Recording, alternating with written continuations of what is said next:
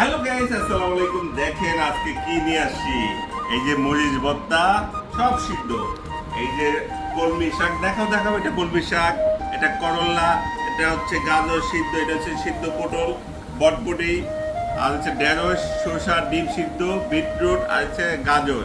এখন আমি খাবো, দেখেন কোনটা খাবো আগে আপনি আমি বলেন। আচ্ছা আমি ঢেঁড়স খাই, হ্যাঁ তো মরিচ ভর্তা দিয়ে ঢেঁড়স খাই। দেখো, আসো আসো আসো, বিসমিল্লাহ।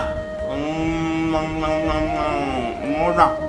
তারপর করলা খাই, করলা, এই যে করলা, সেই সেই সেই মজা, সেই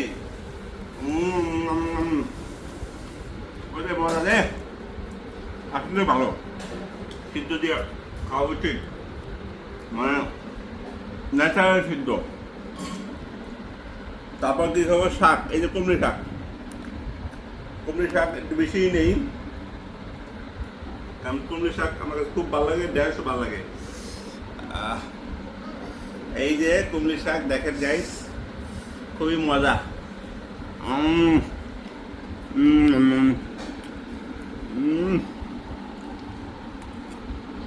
মজা দে। গাজর খাই, গাজর। পটল, পটল আছে, পটল। পটল দেখেন, পটল।